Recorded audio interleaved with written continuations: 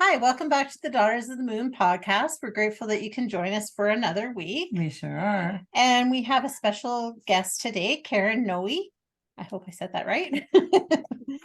Okay, and Karen is a renowned psychic medium, spiritual counselor, and healer with a 2-year waiting list. She is the author of We Consciousness, Your Life After Their Death, the Angel Quest Oracle Deck, Through the Eyes of Another, and The Rainbow Follows the Storm. She's taught many workshops at the Omega Institute, the Association of Research and Enlightenment, the Open Center, I Can Do It events across the country, and has also recently finished a successful online masterclass for humanities team with Serena and Saje Dyer about life after death. Karen is the founder of the Angel Quest Center in Waldwick, New Jersey, where she teaches classes, gives readings, and practices alternative healing. You can listen to Karen on the Angel Quest Show on all podcast platforms, and we will include all of your social links in the podcast show notes. So welcome, Karen. We're excited to have you on the podcast today. Thank you for having me on. So tell us a little bit about yourself and how you got started and those kind of things. Sure.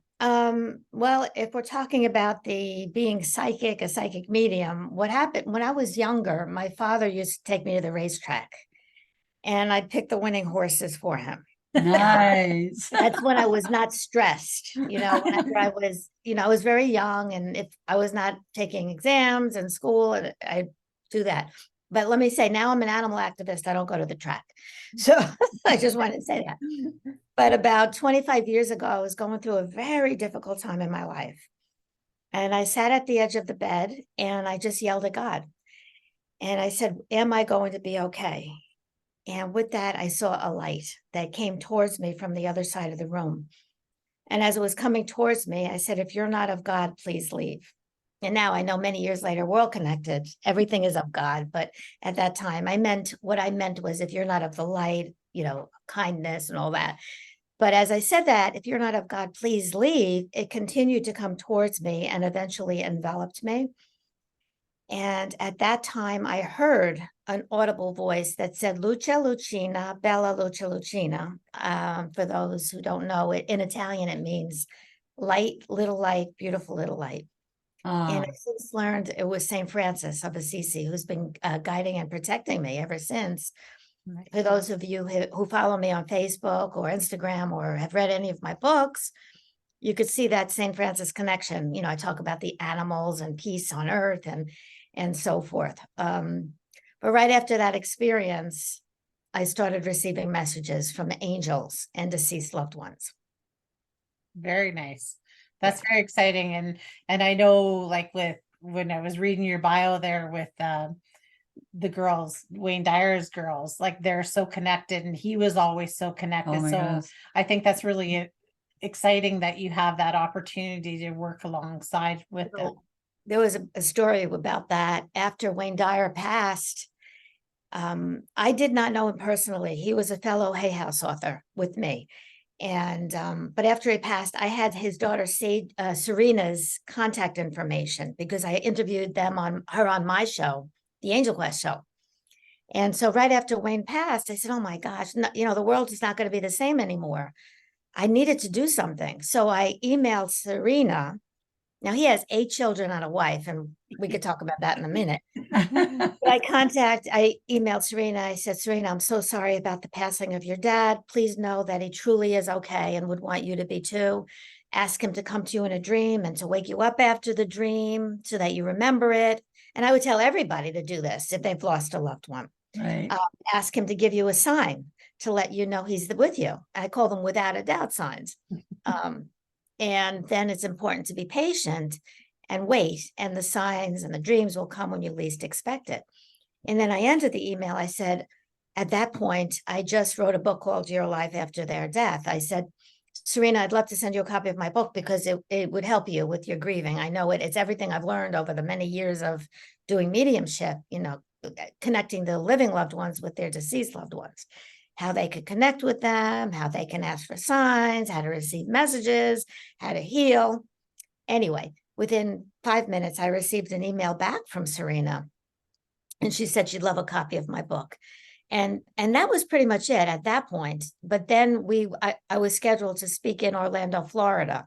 Is it okay to keep talking? Yeah, absolutely. It's kind of, Yeah, no, I love this. okay, I'll make it short. It's a long story, but I'll make it short. So I was scheduled to speak in Orlando, Florida for that book, Your Life After Their Death. And the day before that, my publisher was going to have a tribute to Dr. Dyer. So I went a day earlier. And they had a bus going from the hotel to the conference center where they were going to do the tribute. And I'm sitting on the bus with fellow authors from my publisher, as well as Wayne Dyer's family. And there was one seat available, and it happened to be next to me. And in walked Serena. She sat down next to me, and I said, Serena, I'm so sorry about your dad. My name's Karen Noe. And she goes, oh, Karen, I just got your book. Thank you so much. And we started to talk, and she started to tell me about the dreams that her sister had and so forth, and signs that he was giving. But that was about it. It's kind of, should I keep going? Because yeah, exciting. please do. It gets exciting. So we went to the tribute, and after the tribute, I was ready to walk back onto the bus. But as I'm ready to walk on the bus, I see Wayne Dyer's family going on the bus and fellow Hay House authors walking on the bus. And at that time, I said, I'm not going on this bus. I feel so insignificant. I'm not going on that bus. I'm walking back to the hotel. And as I'm walking to the hotel, I'm saying in my mind, I am so insignificant.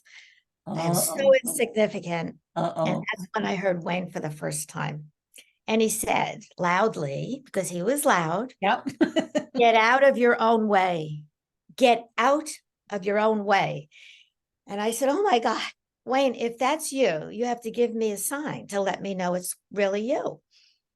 And as I was walking back to the hotel, I said to him, how may I serve? Because he used to say that, how may I serve? And then the universe, would work in ways to conspire to make that happen. Right. How may I serve? And he said, you're already serving. And I said, how may I serve more? So I went back to the hotel, and there was something itchy that somehow got inside of my shirt. To this day, I don't know. Well, I guess I do know how it got there. I reached in to see what it was, and it was a sticker that had somehow attached itself to the inside of my shirt. And on the bottom of it said Disney, and I had not been to Disney. And the shirt was not from Disney or anything.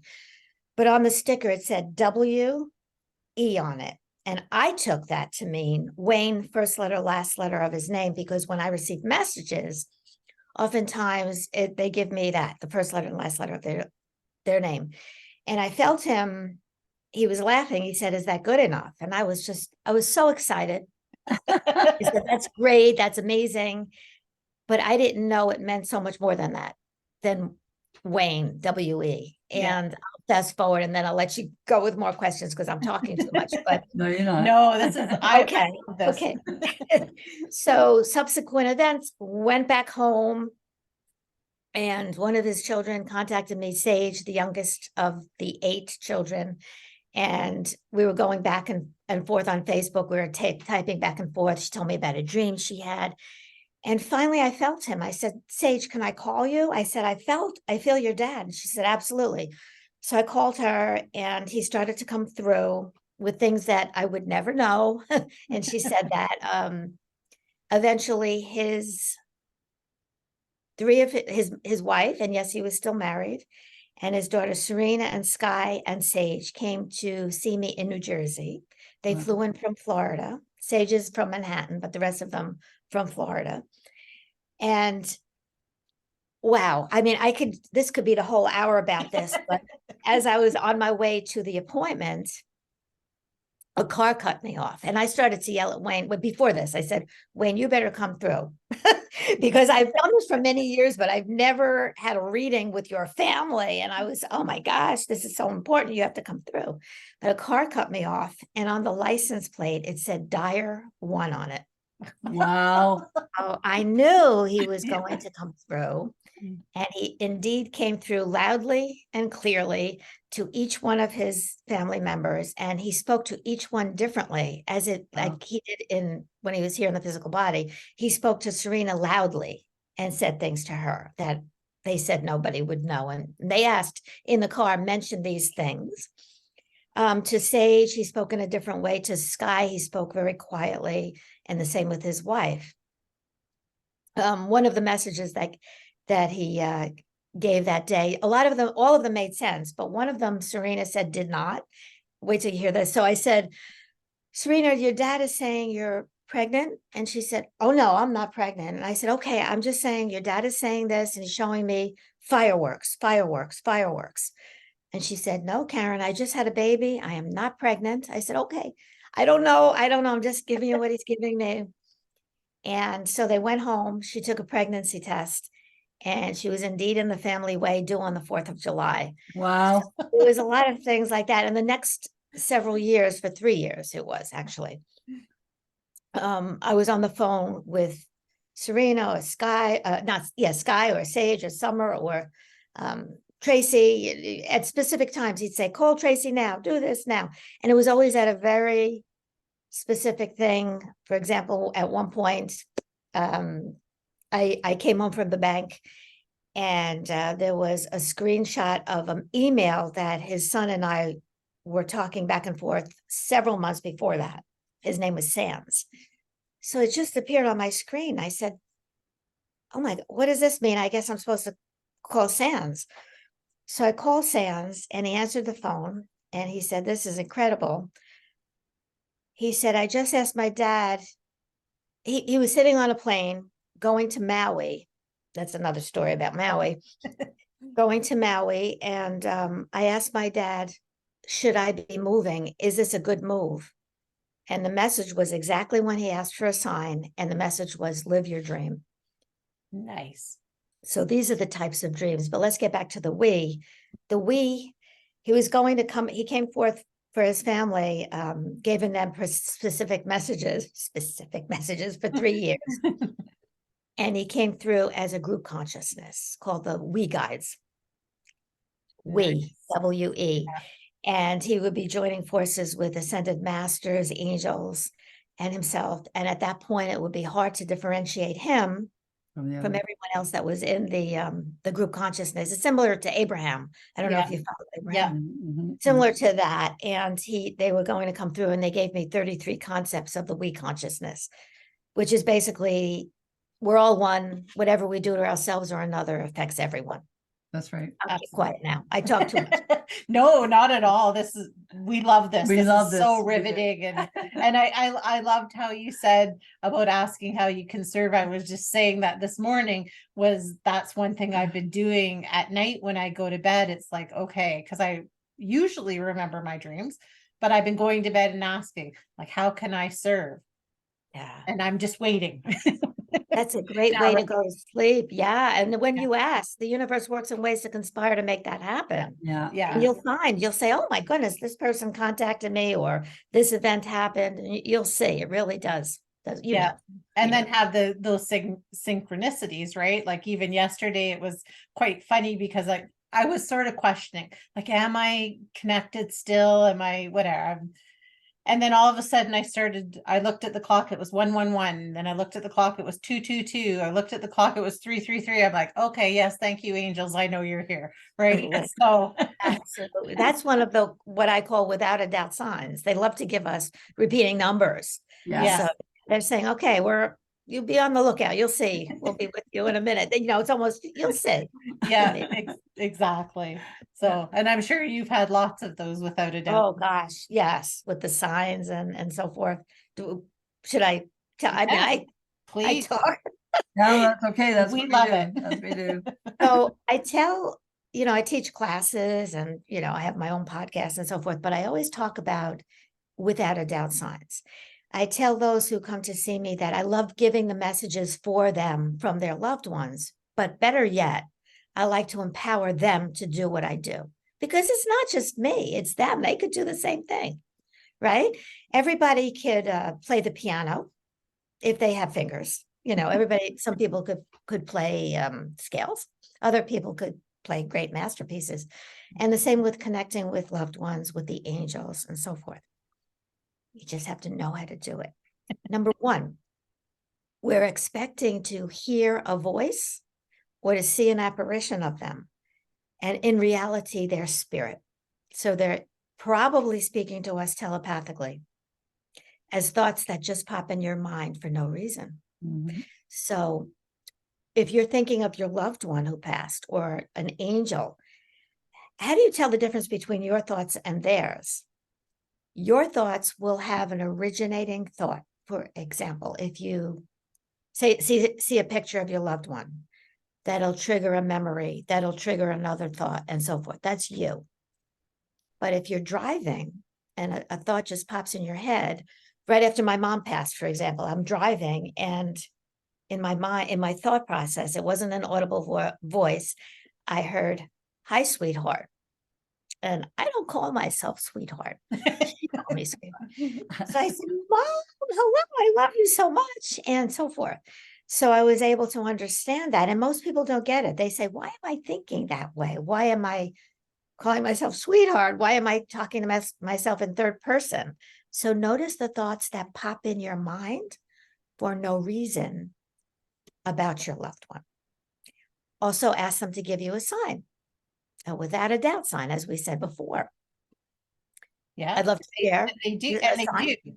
Like, I know I had two instances, like when I was younger, my grandma, my dad's mom, would always come to me, and I always knew it was her because I could hear the dishes in the kitchen bang together, and she was always a very fanatical kitchen person. She So sure was. I always knew that was her, right? And it would Yeah. just come at, oh, she was just telling me she's here. Then when I got married just 3 years ago, I was driving in the vehicle with the kids on the way to the wedding and getting ready, and I'm driving, and all of a sudden this song that was played at my uncle's memorial popped on the radio, and I was like, "Oh, this is cool. Uncle Barry's here to wish me luck on my wedding day." Then the girls are all bawling, and they're like, "How do you know?" I'm like, "That's his song. That's his way of telling Yep. me Yeah. he's here." Absolutely. And Yeah. isn't that something? And once you're aware, you are aware of that. The more you're aware of the signs, the more they'll give you.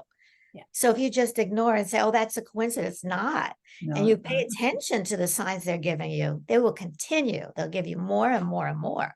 Yeah. So it's amazing. And the funny thing is they retain the same personality as they had when they were here in the physical body. So Wayne was loud. When he came through, he was loud, like, "Call this one now, do this now," and a little bit bossy. Right. When my mother comes through, it's not like that. So it's very soft, it's subtle, and so forth. Right. Mm. No, that's great. And I loved how you're sharing with everybody that we all do have these abilities. Yeah. We Yes, just need to listen and tap into them. exactly. Yes. And don't forget about the dreams too. You ask your loved one to come to you in a dream, and then tell them to wake you up after the dream so that you remember it. Because a lot of times we're dreaming of them and we sleep the whole night and we don't remember them. So say that, "Please come to me in a dream." Never mind, please. "Thank you for coming to me in a dream, and wake me up after the dream so that I remember it." Because if you say please, it's almost like you're begging. Right. Yeah. That's true. "Thank you." It's as if it's happening already. And then you have to be patient and wait, and the dreams will come when you least expect it. Mhm. Yeah, That's I like- love that. That is beautiful. Yeah. Yeah. Go ahead. Yeah. Okay. What was your inspiration to write? Like, what inspired you to do your first book? Oh, the angels. Okay. At that time, after the experience with the light, with the Lucha Lucina experience, I started receiving messages from angels and deceased loved ones. And I'd be on the soccer field with my kids were little at the time. And somebody would be sitting next to me, and I'm like, "Oh, should I tell them? There's an Aunt Alma here. Does anybody know?" And I would be very reluctant. I was very afraid of what people would think of me. And it always made sense. And then I started to work in the back of a hair salon doing Reiki. And as I'm doing Reiki and I'm in their energy field, that's energy healing for those who don't know what that is. Right. I would receive messages from loved ones and so forth. So everybody was, and then word caught on. For example, one of the first messages I ever got, and here I am, shy Karen. Believe it or not, I am shy. You may not think so, but I am. To give the messages, I didn't want them to think I was not in my right mind. But in the beginning, I didn't want to share the messages unless I knew that it would make sense. And I will never forget one of the first, I'm doing Reiki, one of the first appointments, and somebody's coming through named Robert, and he said he died in a car accident and so forth. But then he showed me a kangaroo with boxing gloves on, punching the air. And I said, that can't mean anything. And this is all in my mind. I'm thinking I'm going crazy. And I said, oh my God. And finally I said, now, meanwhile, I'm in the United States, so we don't have kangaroos here. So I said, there's somebody, she's lying on the table, somebody here named Robert, and he said he died in a car accident and her eyes are getting really big. I said, but I'm just starting to do this, but he's showing me a kangaroo punching the air. And she jumped off the table and she said, my friend Robert died in a car accident and he boxed kangaroos in Australia. Wow. Oh, wow. So that's in the and I said, okay, I guess there's no way I would have known that. So word caught on, and those are the types of messages that I would get, very specific, maybe the childhood animal, the names, and very things that you can't just, it's not there. Yeah. So that's what I would say when you go to a psychic medium, you want something specific, something about the loved one that nobody else would know, and so forth. And were caught on and so forth. And so the question was, why did I write a book? Everybody would say, you should write a book. You should write a book. And eventually I said, okay, I wrote a book, The Rainbow Follows the Storm. That was my first book. It was named, one of my clients' name was Stormy. And when she was she was passing away, and she changed her name to Rainbow. So the rainbow follows the storm. That's why I named it that. That's beautiful. Beautiful. Wow. That's And she beautiful. And I becomes think a- there's a lot of Yeah. things with that, of like how stormy life can be. And then as we're passing over into the rainbow light, that's beautiful. I like that. Exactly. Gives I me do chills. Yeah.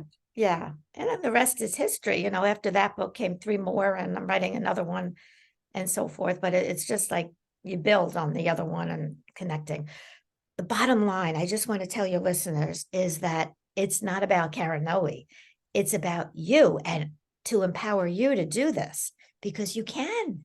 You absolutely can. Just pay attention to the signs. All the signs. And they're there, right? You've received signs. Yeah. We're very lucky too when we start receiving the signs and listen to them when we receive them, because I know I do readings as well. And when I first started getting the information coming through me, I kept questioning it, like, is that me thinking that, or is it actually coming from some other source? Oh, do I say it because I think it? And I was always so shy, because I can be that way too, about saying it. And it does take a lot, but when you start to listen and believe, trust. Exactly. And to this day, 25 years later, or more than that, I still is like, is that what I'm getting? Sometimes it's really right. Sometimes it's right on and it. You just feel it. This is exactly what the message is. And sometimes it's like, I'm not sure. They're showing me this. And then we have to figure out that's a symbol of something, that Right. type. Yeah. Yeah. Absolutely. Very gifted, very gifted. It's so nice to talk to somebody that is willing to share the information so freely, because so many people are so not that way. And so you share it so freely to let people know, yeah, you have it too. Thank you. And you know what? I want to say too, they don't come all the time, their deceased loved ones. No, that's right. You can't make them come. So if they're out gallivanting somewhere, you can't, they mostly all the time come, but sometimes they don't. So you can't make that happen. And so the listeners know that if you go to a psychic medium, they say, I'm sorry, it shouldn't happen all the time, but it happens. It does Yeah. happen. I mean, we have blocks the same as anybody else, right? And That, of course. that's okay. And we could have an off day, right? Yeah, absolutely. Which we do. That Yeah. makes us normal or human too, right? Yeah. It really does, yes. So how would you inspire others to start doing what you're doing, or writing a book, or what's your biggest inspiration that you would like to share? I would tell them if they would like to connect with their loved ones, exactly what we said before, but I would tell them to meditate every day if they can. It's extremely important. I get up early every morning before I go to my appointments, and quiet time for half an hour every single day. And no matter what, I do that.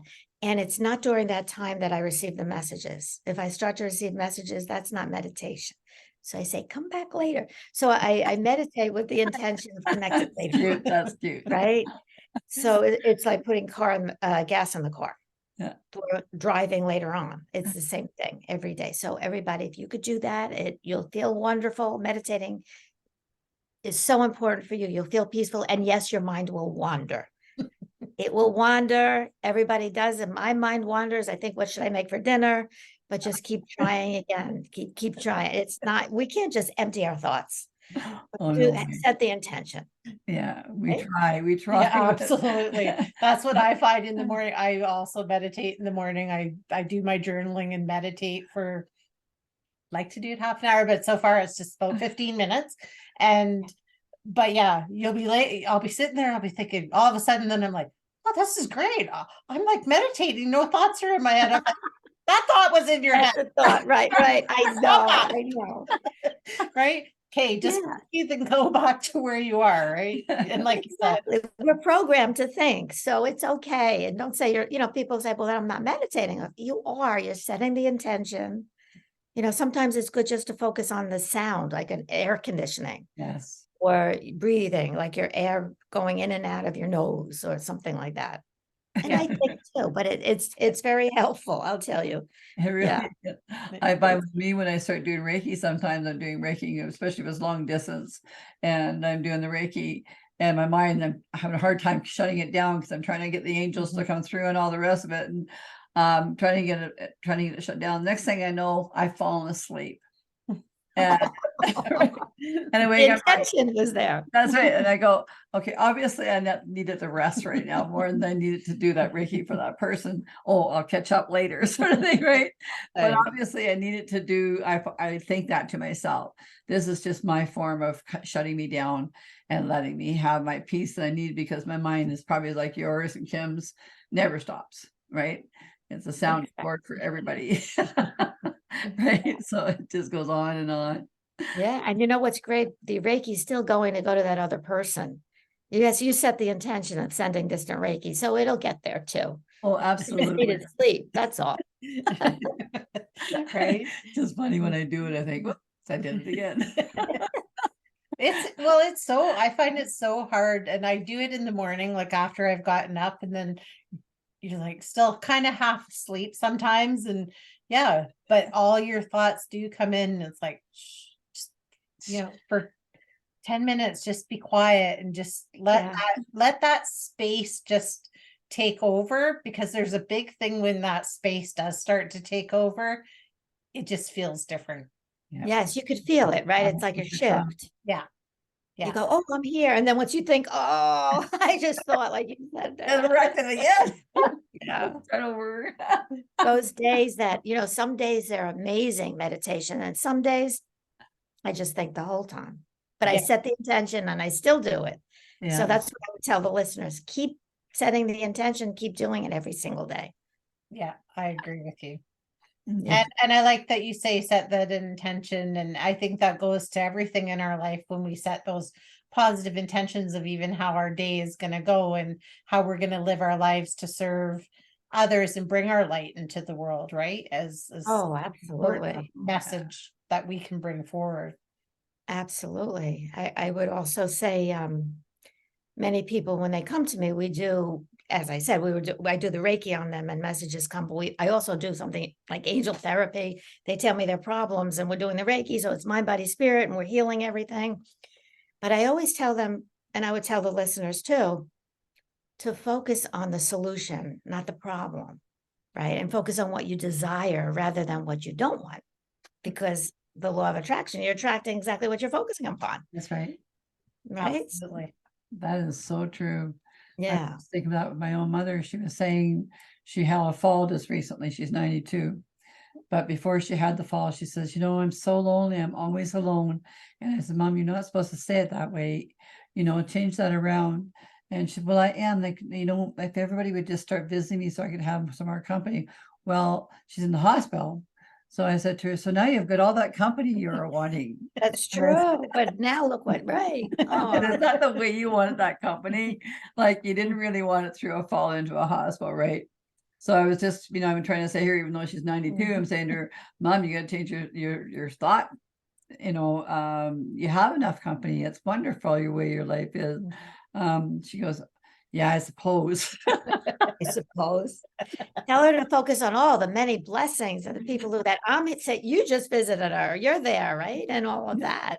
But God bless her. She's 92. Yeah, I know how lucky. With all her faculties, she knows what's going Yeah, yeah. on. Wow. Yeah, That's beautiful. It is beautiful. it So, is nice. you know, it's nice because grandma, everything else, she's been around for a long time and I don't think she's going anywhere too quickly. She's too stubborn. That's good. I keep telling her, yeah.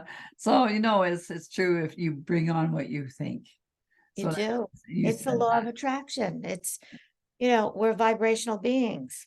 Whatever we're thinking and feeling is the most important. We're attracting. Yes. And most people don't realize that. They don't realize. So it's the dominant feeling within you. If you're feeling angry, you're going to bring more people into your life that's going to get you mad.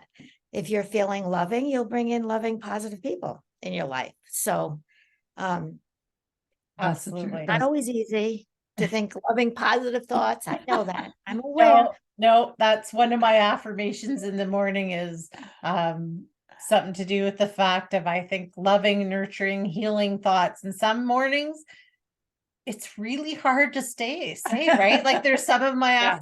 like, because I have about 20 affirmations that I say every single morning and I just repeat them. And I find it shifts me. I'm able to do some of the things I want better, but sometimes you stumble over the ones where you're a little bit having that hiccup in life of, you know, Yeah. That's which true. whatever it is. But Right. sometimes that one with the thoughts, I'm like, okay, got to rein those thoughts in today then. Absolutely. But sometimes those are the most important ones to resolve. You know, I notice with myself, it's, you know, what I say is if something's happening and something's going on, I'll say, I am willing to release anything that's preventing me from feeling peaceful. I am willing to release anything that's preventing me from forgiving the other person or something like that. Yeah, So that just that you're willing to do that, that Absolutely. helps a lot. change Yeah. it. Right, Well, yeah. again, setting that intention, right? That you're Setting the thinking about it. intention. Yeah. Yes. I think that's 100% of anything. And in a lot of my belief systems, I find that that's anything that I'm putting out there is intention is 100%, Oh, totally. right? You always try Yeah. to think the best for yourself and for everybody else, right? And back Absolutely. to you too. So, you know, and plus, I don't know, I'm a person that likes to smile a lot. And so when I'm out and about, I'm always smiling. I guess it's my way of trying to give back to people saying, okay, like just put a little bit of gold in your life today, you know, like a little bit of sunshine. And because not enough people do that. Yeah. You know, people walk around so gloomy, you know, so that's my gift. All That's right. beautiful. You spread the light. Yes, spread the light. So, and so do you think that like through intention and through meditation and through paying attention to the signs, do you think that is how people will become more open and get some of these mediumship or psychic messages? Yes, that's one of the ways. Another way is to raise your vibration so it's more on par with the energy of the angels and deceased loved ones. So again, if what we were talking about before, if you're angry, depressed, those who are grieving and they come to see me, and rightfully so, they're grieving. It's hard to receive the messages from their loved one because their loved one's energy is high and their energy is low. Rightfully so. You know, there's nothing wrong. You want to experience grief as long as you everybody grieves differently and so forth. Right. But I share some of the things that we could do in order to raise our vibration so it's more on par with their energy. And there are levels. There's us, then there's deceased loved ones is a little bit higher, then there are guardian angels a little bit higher, then there are archangels a little bit higher, and then ascended masters, and then God, you know, and all of that. So the more you, like, some of the things you could do is practice forgiveness. Mhm. That's one of the most important. As Wayne Dyer would say, it's not the snake bite that kills us, it's the venom that's left behind. Another way is to be more compassionate. See through the other person's eyes instead of judging them. A lot of times people say, oh, you're doing this, and then try to see where they're coming from. After all, after we leave the physical body, we go through a life review. You know, you leave the physical body, you pass away, you see how you've affected everybody through their eyes. Mhm. If you hurt them, you'll feel that. If you were good to them, you'll feel that as well. And oftentimes in readings, people come through, I should have forgiven you. I should have asked forgiveness, but I didn't. I should have treated myself with the respect that I deserve. And now it's too late. So I say, and this is important, don't wait till it's too late to go through your life review. Try to see through the other person's eyes right now and see why they do what they do. You may not agree with them, True. but try to understand that. And you'll see everything changes. You'll create peace in your life and the lives around you as well. True. Yeah, That's very true. I think that's beautiful, because I think I just read something is like, try to meet the person where they're at, as opposed to what your judgment, I suppose, of them, of where they should be. Just meet them where they're at every day, and where they can show up to in life. Mhm. Exactly. Yeah. And they'll feel heard. They'll know what, you're trying to listen to what they're saying. You're not discounting. That doesn't mean you agree with that, with No. what you're doing, but you give them a voice. Yeah, we're still human, right? We're still, and I Yes. think that's the biggest wrestle I think that a lot of us have That's true. is to live this kind of this consciousness and this light, but also live this human experience that we're going through. Really? Yeah. Exactly. Mhm. I was just thinking when we were bringing this up, I wrote a story in the We Consciousness. There's a gentleman, T.D. Jakes. I don't know if you're aware of him, but he had this story, and I hope I do it justice. He's talking about the giraffe and the turtle. The turtle only sees what's on the ground. And to judge the turtle because he can't see what the giraffe can see is silly, because that's all the turtle can see. The giraffe can see what's up here, about very high up. But if it lowers its neck to see why the turtle's doing what they're doing and so forth, the giraffe can actually kill himself because the blood will rush to his head. Moral of the story is, you don't force somebody to come up to higher levels of consciousness. You try to see where they are, but you don't lower your level of consciousness in order to understand them better. And when they're ready, they'll say, you are so happy, you're doing this and this. How can I be like you? And then you could help them to raise them. But don't, if they're a turtle, it's okay. Let them be a turtle for now. That's right. We They can't want to be always a be the giraffe at same. some point. That's perfect. I love that. And That- very good. that is very good. We can't always be the same. We can't, we all live differently. We all experience differently. But you're true. And to watch it through somebody else's eyes, to see it their way or possibly see it their way, is a good reflection on life in particular. I have one in particular. My sister was going through some stuff recently, and she did some things that I didn't really agree with. And then afterwards, it was funny. I was just in the car the other day, and I'm laying there. I'm sitting there driving, not laying there, driving, and thinking to myself, you just put yourself in a position of not trusting where she might have been going versus what you think she did. Right. Right. And so I was a bit upset with myself that I had fallen into that category. I guess because I was disappointed. Right. And I'm not going to explain the whole thing, sort of thing, how it went down, but I was disappointed in how she reflected on it at the moment. But then when I thought about it again, I thought maybe this makes it easier for her to feel this way. So I have to appreciate how she's feeling about it, because that's what she's doing, right? And she has copying problems. All of a sudden, I can't. Does she? Yes, Yeah. yeah. Sorry. You picked up on that big time.